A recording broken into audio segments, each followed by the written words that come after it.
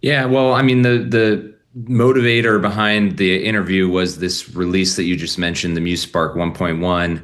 And we spent a good chunk of time talking about where Meta stands in the AI race right now. I think the prior models that the company has released have really been seen as sort of second tier behind the OpenAIs, the Anthropics, and even the Googles of the world.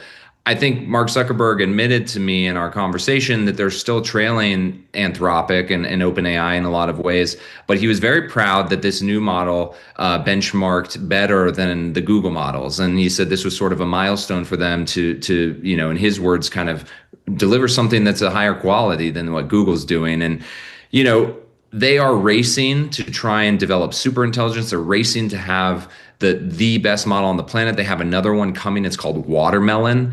I don't know exactly when that's going to be, but he talked openly about how that is going to, in his mind, push the frontier of AI development and progress.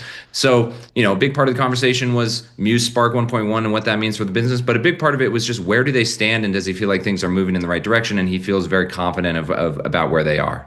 Hey, Kurt, looking at Meta's stock, META is the ticker, it's marginally higher now, about 0.4%, but it had been lower this morning on the back of some of that news. Why do you think that is? Obviously, the stock is down this year, but of course, it was on such a tear in recent years after a lot of those job tranches, and obviously its move into AI and other vehicles there. What do you think's going on as far as how shareholders are viewing this? Well, the narrative around Meta's AI business for the last 6 months or so has been that they're spending a ton without a clear path for recovery. Like, where's all this money going to come back into the business? And in the last couple months, they've tried to answer that in several ways. They have a consumer chatbot subscription that they announced. They're going to be selling access to AI agents for businesses. Of course, there's today's news where they're going to be selling their model to developers via this API. And then we had a great story last week on Bloomberg about the fact that they're also exploring a cloud business, taking some of that compute capacity that they've acquired and maybe reselling it or using it in other ways that aren't just for its own products. And so I really think we've started to see a potential business shape up for them on the AI front in the last 2-3 months that didn't exist before. And I think you're starting to see the stock slowly, reflect that people are saying, okay, they're spending a ton, but now we have a better sense of how they're trying to make money from this that we didn't necessarily know a few months ago. So this seems to be this whole AI chase, if you will, by the technology space in general. It's just iteration after iteration after iteration. Where does Mr. Zuckerberg think Meta is in that game here? Is this something that they can continue to invest in, continue to improve in?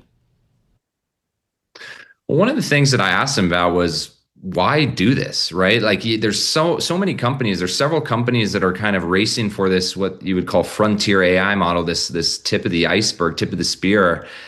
And I'm like, why spend all this money when, you could essentially license some of this technology from someone else who spends all the money, right? Maybe make it cheaper. And his answer was, look, if we don't control the technology, we're at a disadvantage because their goal, Meta's goal, is to build personalized assistants for everyone in the world. So they want every single person to be able to open their phone or put on their smart glasses and have that personal AI assistant there.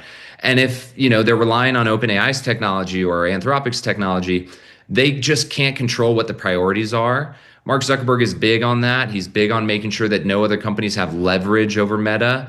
And so I think for him, he's saying it's worth the spend because we can then, build the model that's going to do exactly what we want. We don't have to hope that someone else does it for us. And so for him, it's worth throwing all this money at that problem, even if there are going to be several competing models, simply because he wants that control moving forward. Of course, to your point, critics have questioned whether or not the pivot will end up paying off. What did he tell you as to why he thinks it will?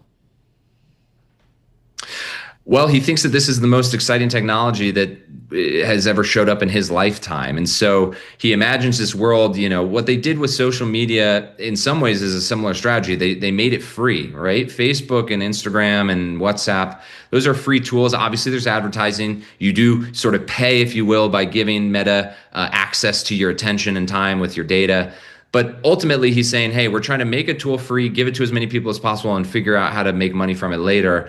And I think that's sort of what he sees here. Is he goes, hey, everyone's life will benefit from AI. This is his perspective, of course.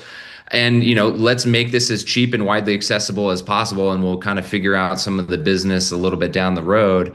And so for him, I think that's the motivation, is he wants his product in as many hands as possible. And so that's why he's willing to sort of undercut on price with a lot of the stuff they've announced.